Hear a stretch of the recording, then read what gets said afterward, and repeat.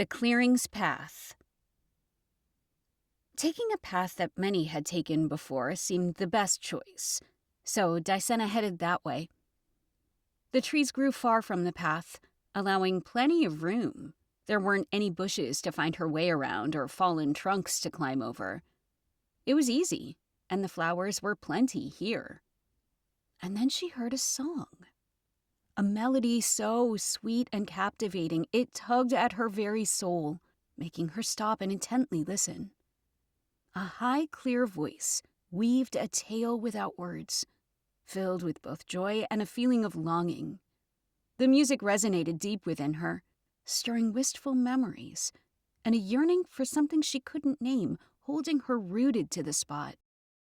"Come back!" she heard some voices cry, and she turned to see fellow Mycorian desperately waving at her.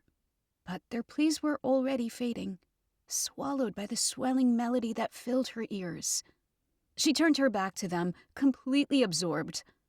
The song was an embrace of sound, so lovely, so beautiful, so filled with warmth and love that it eclipsed all else. Without warning, a violent gust of wind whipped up leaves and dirt, and a vast shadow fell over her.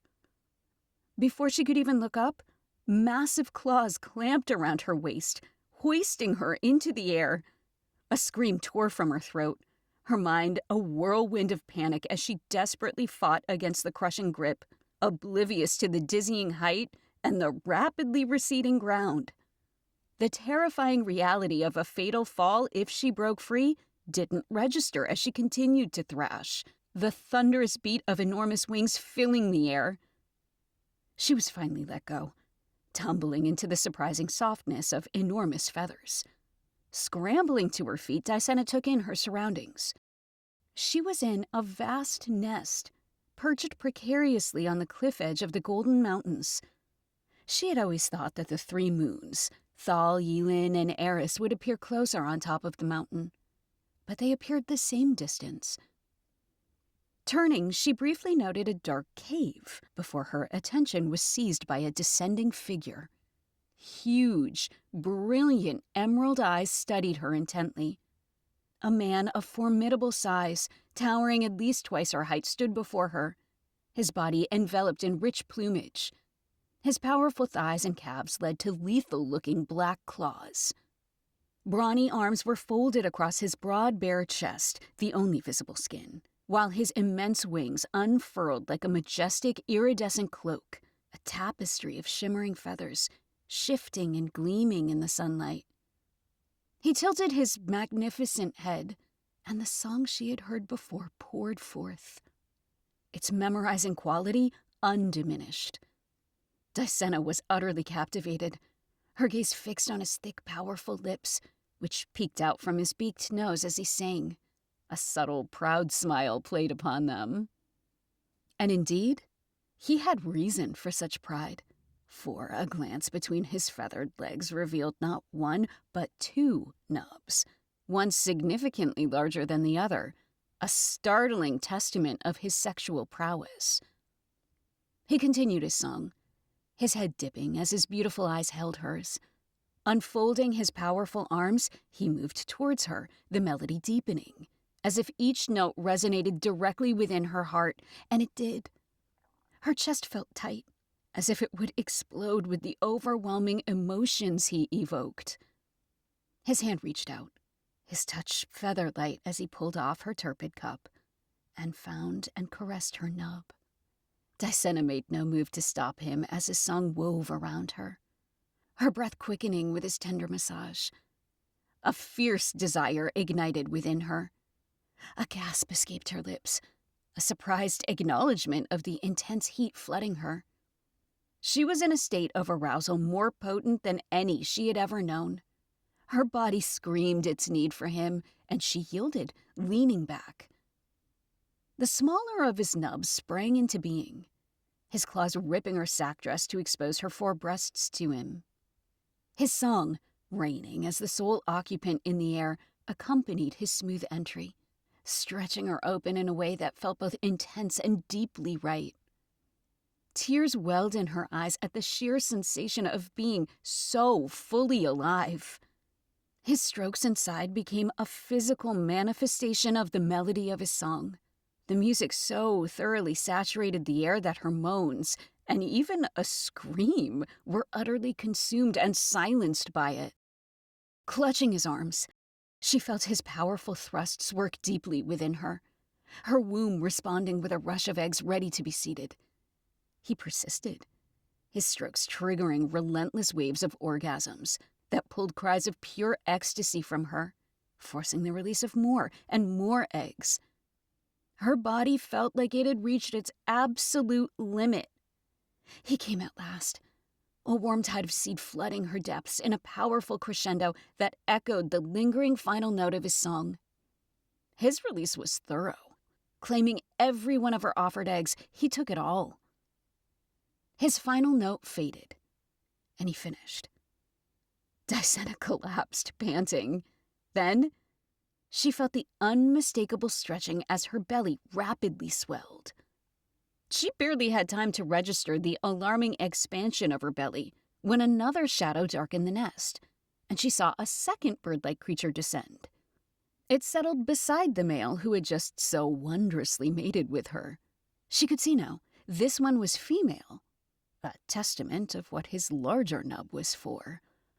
"Oh," the female exclaimed, "you caught an adorable one." "Yes," he preened. "Yes, I did." The female then leaned closer, her hand reaching out to caress Deana's breast, her thumb lightly circling the erect nipple. Deana couldn't suppress a soft moan. "Listen to that," the female remarked. "She clearly resonated with your perfect serenade." "She did," the male replied, a note of satisfaction in his voice.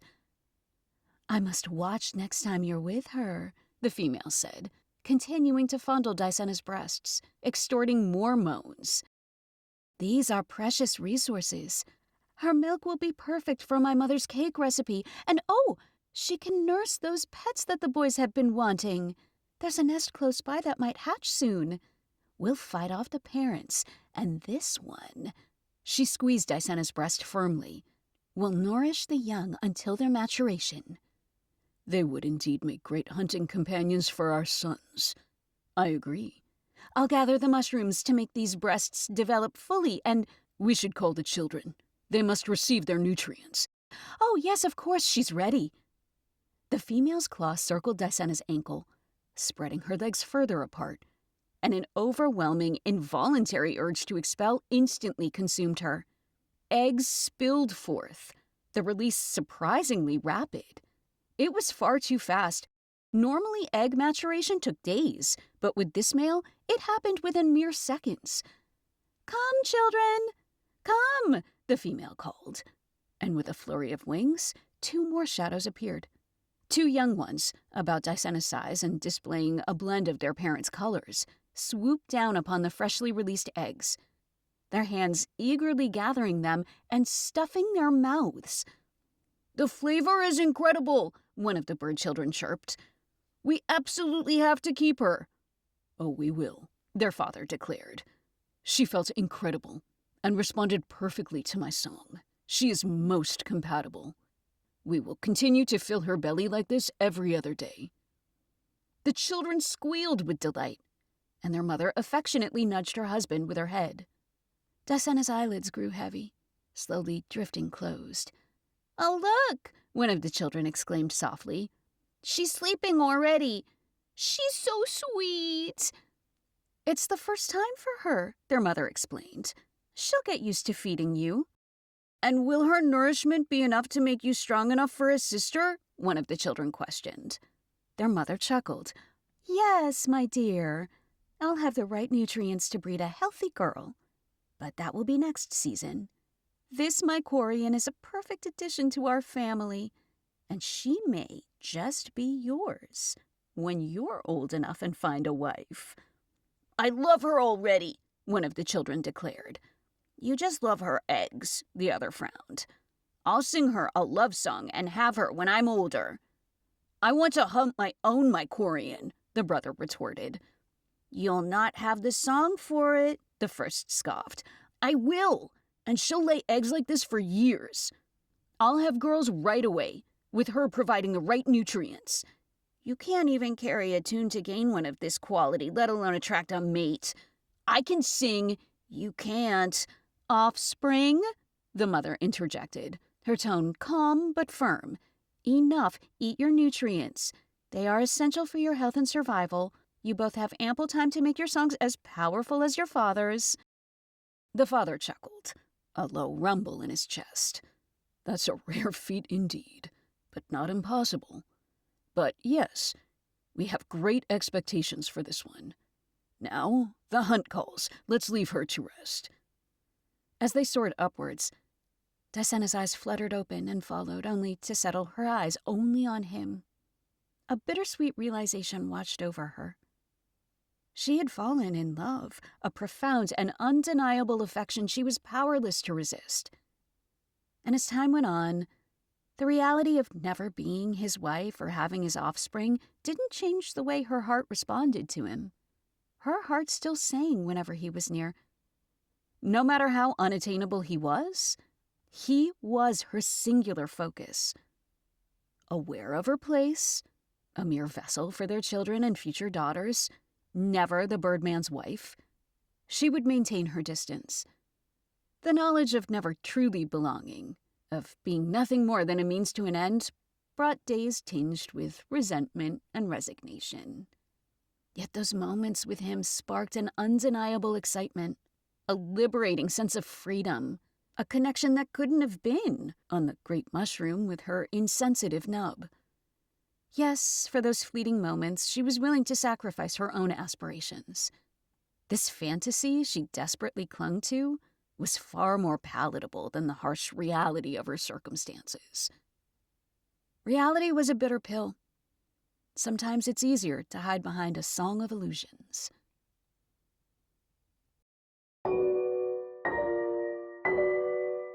The end.